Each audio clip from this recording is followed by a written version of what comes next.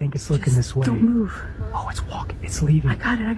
"I live with Bigfoot now" are the words that missing woman Joanna said to my search team when they came to rescue her. What Bigfoot had done to her is the most terrifying story I've ever heard.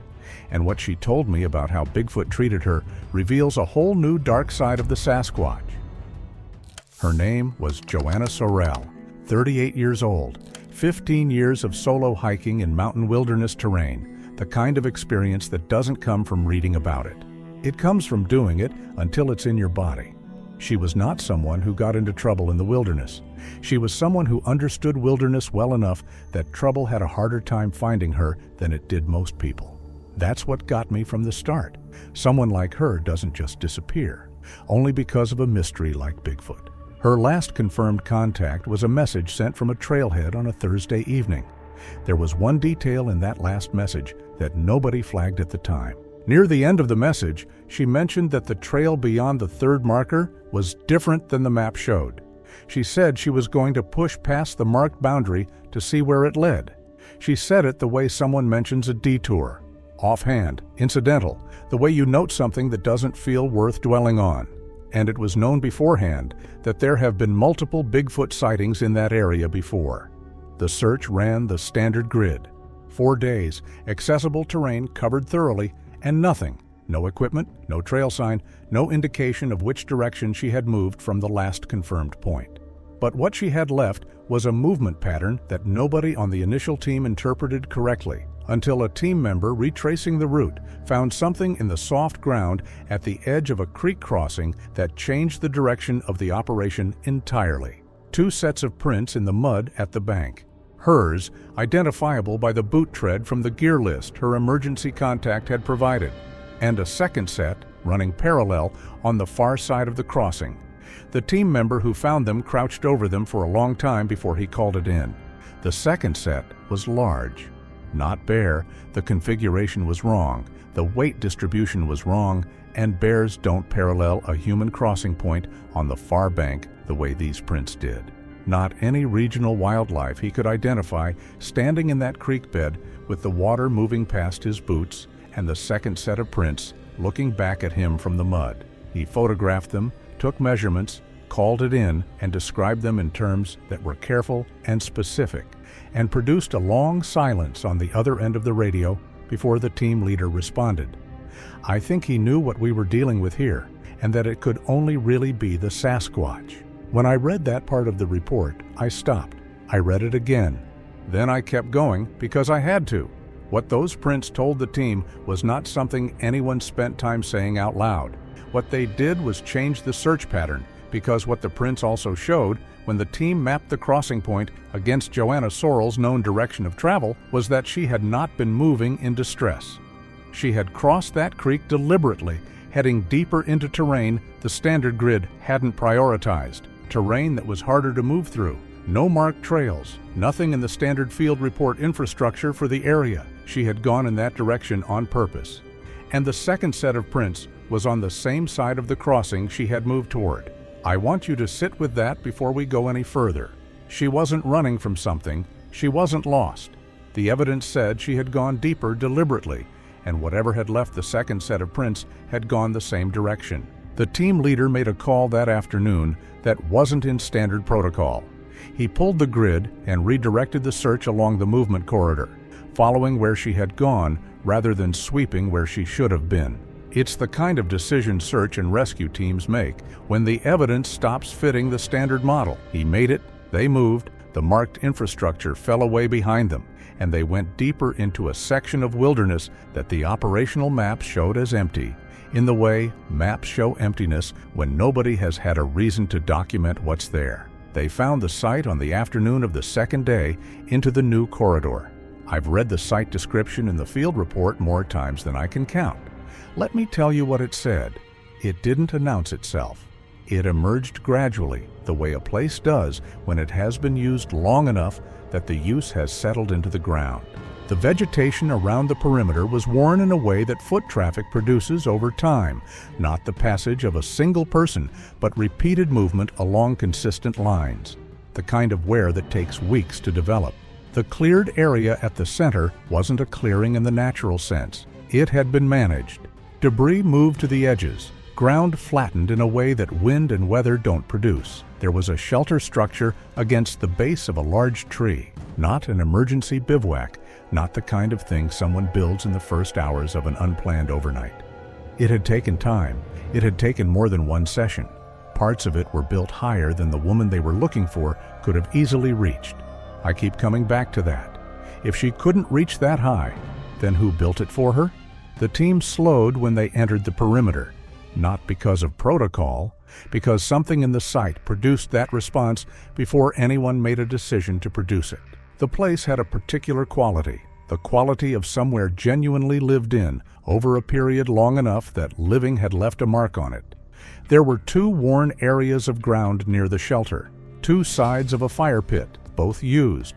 The structure had an interior space large enough for one person and something considerably larger than one person, and the frame on the high side had been built by hands that reached well above where Joanna Sorrell's hands reached. The ground on the far side of the site, the area facing the tree line, was cold. Not cold the way ground goes cold overnight. Cold the way ground goes cold when whatever had been resting there had left long enough before the team arrived that the warmth was entirely gone. Whatever had been in this site hadn't fled during the team's approach. It had been gone before they got close enough for their presence to matter. It had left on its own schedule, for its own reasons. The site was holding the shape of its absence, the way a space holds the shape of everything that used to fill it. That line is mine. I wrote it in my notes the first time I read the report. I haven't found a better way to say it since. Joanna Sorrell was inside the shelter, awake. She had heard the team coming, not when they entered the perimeter, she told them later, but considerably before that. She had heard them moving through the terrain for longer than they would have expected, and she had stayed where she was because she recognized the sound pattern as human and had been waiting in some form for human sound to arrive. She looked at the team leader when he reached the shelter entrance, not with relief, not with the expression of someone rescued from something. She looked at him with the settled, present expression of someone who had been somewhere for a long time and made their peace with being there, and who was now adjusting to the fact that the somewhere had changed. Her clothes were weathered. Her face was weathered. She had been in that terrain for 19 days, and it had put itself on her the way extended time in wild places does. Not damage exactly, more like a recalibration. The kind that takes a moment to register when you're looking at someone who should have been afraid and wasn't. And that, I'll be honest with you, is what unsettled me most when I read the recovery report. Most people found after that long in the wilderness come out broken in some way, disoriented, desperate. She came out the opposite. I mean, most people wouldn't last 3 days out there. She lasted 19 and came out calmer than when she went in. I don't know what to do with that, and I've been sitting with it for a long time. The team leader ran the protocol, identity confirmation, injury assessment, immediate needs. She answered every question directly and completely, and then she added something the protocol didn't ask for and that the team leader had no prepared response to. She told him she wanted him to understand something before they talked about leaving. She said it the way someone says a thing they've been composing for a long time. The way you say something you've decided to say regardless of how it lands, because the saying of it matters more than the reception. Then she told them where she had been, not the terrain, not the 19 days. What had been in those 19 days with her, what it was, and what she had decided about it. She said it without distress, without pleading, without the unraveling quality of someone reporting from damage. She said it the way someone states a fact they expect will be misunderstood and have decided to state anyway. And not one person on that team laughed. That was the first thing that was hard to explain later. And I've thought about it a lot, because search and rescue teams are not a credulous group. These are people who deal in evidence and procedure. They've seen the things people say when they've been out too long and the wilderness has gotten into them. They know what that looks like. And not one of them laughed. That's not a small thing. That's actually the first piece of evidence I keep coming back to. Before the prints, before the biological material, before any of it, the people in that site, trained and experienced, heard what she said. And not one of them laughed. She gave her account without being asked for it. She sat at the edge of the shelter and spoke in the same structured, unhurried way. And she started from the beginning because she understood that the beginning was necessary to make the rest of it make sense. I'm going to tell it to you the same way she told it to them, because I think she was right about that. The beginning is necessary. The first 3 days after she pushed past the boundary marker, she was alone. Moving through terrain she found increasingly interesting. Old growth that hadn't been touched, drainage systems that weren't on any map she'd seen, a particular quality of depth and age to the forest that she described the way someone describes a place that got under their skin before anything happened in it. She camped where the terrain allowed. She wasn't lost. She was exploring deliberately in a direction that felt like it had something at the end of it she hadn't found yet. On the 4th day, she became aware that she was being watched. Here's a tightened version. Same voice, same weight, but leaner, not panic, the other kind. That feeling of a gaze on the back of your neck when you're certain you're alone. The thing that shifts the air before you have any evidence to attach it to. She stopped, scanned the tree line, saw nothing her eyes could name, but she'd been in wilderness long enough to trust the feeling over the absence of visible evidence. Visible evidence is the last thing the wilderness gives you. She made camp with it still present, slept lightly, woke twice, saw nothing both times. In the morning it was still there, settled into the sight like weather. On the 5th day, she saw it, not clearly. She was moving through old growth when something at the edge of her vision resolved into a shape that didn't belong to any tree, didn't belong to any animal she had a name for. There, then not there. The way something moves when it has decided to be seen briefly and then decides to stop. She kept moving. The feeling stayed. She did not attempt to leave. She told us she hadn't analyzed that decision. She just made it, the way you make certain decisions when the field gives you enough to act on, even if the information doesn't organize into logic. Something about the quality of the watching, 2 days of it before anything happened, the glimpse that felt chosen rather than accidental, had produced in her something that wasn't fear and wasn't safety. She kept coming back to one word: recognition. The approach happened on the 7th day. She was at the creek when she heard something moving upstream. Not startled movement, not the crashing exit of a deer that's registered a human. The sound of something that knew she was there and was coming anyway. Measured, unhurried. She set down what she was holding, stood, turned. It stepped out of the brush 30 feet away and looked at her. She described this part carefully, without emphasis, which is the only reason it landed the way it did. The height, the breadth, the color of the hair, the posture of something that stood upright, because that was simply how it stood. She began to describe the face, then stopped. She said she didn't have accurate language for it, and didn't want to give them inaccurate language when she didn't have to. The accounts I trust most are from people who know where their own account ends. It looked at her for a long time. She looked back.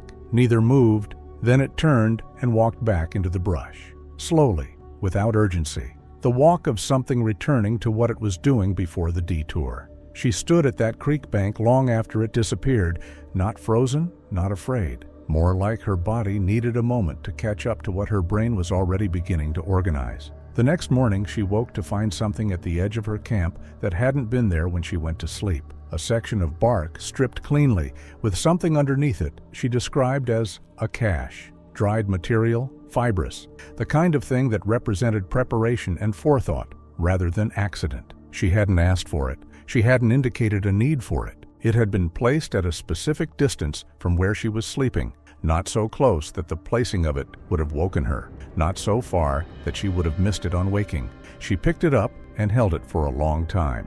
Then she adjusted her camp and stayed. Over the following days, a pattern established itself. It returned on a rhythm she learned to read, not daily, not at consistent times, but with an internal logic she began to anticipate before she fully understood it. It watched her. It moved within her range and allowed itself to be seen.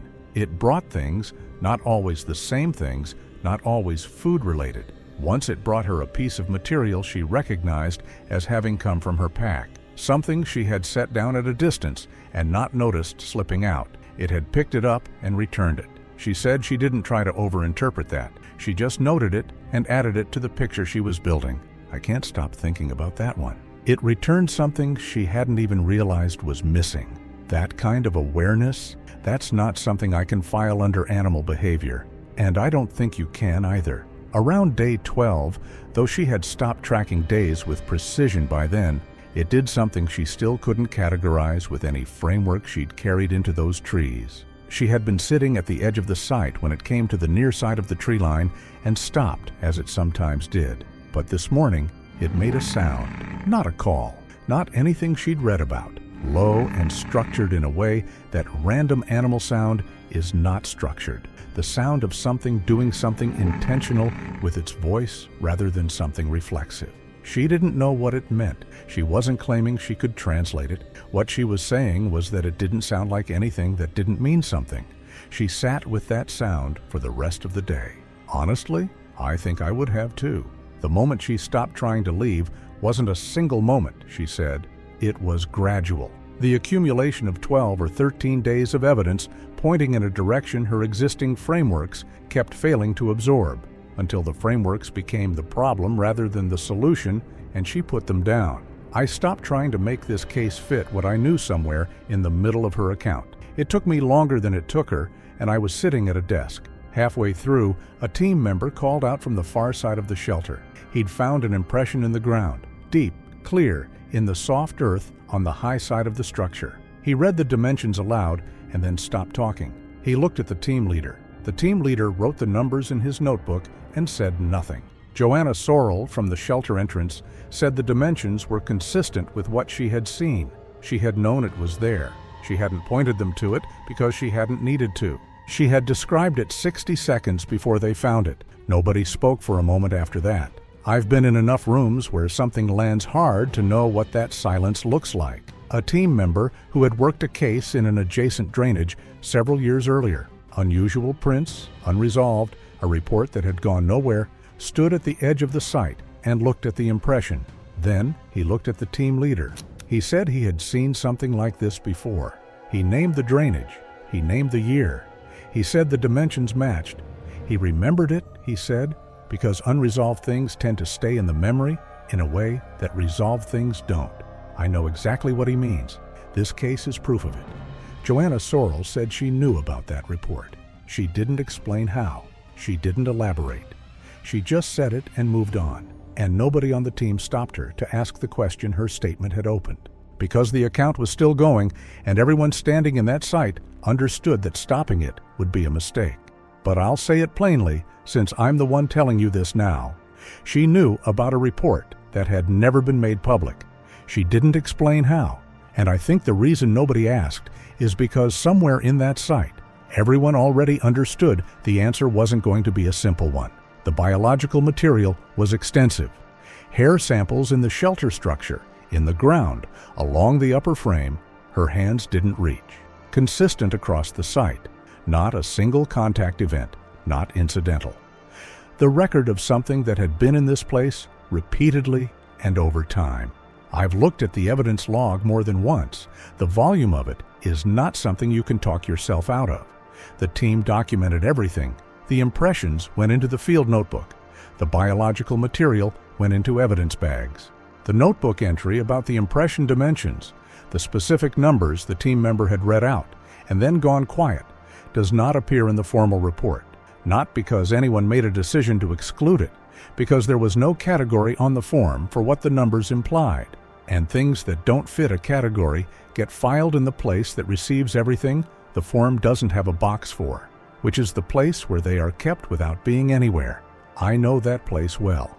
I've filed things there myself. It doesn't make me feel better about it. She agreed to walk out with the team. She didn't look back at the site when they left.